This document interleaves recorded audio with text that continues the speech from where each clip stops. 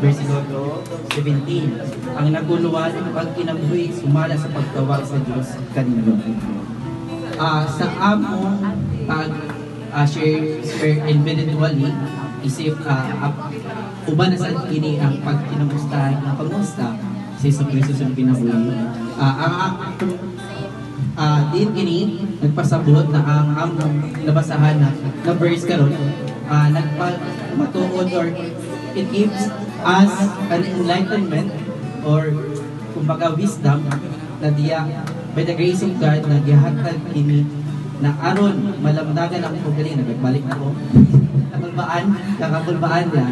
So in short na lang i-conclude na diretso.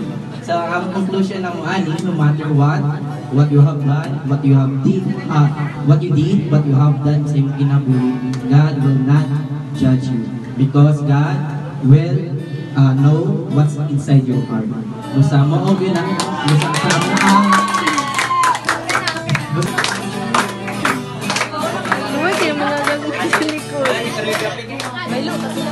my life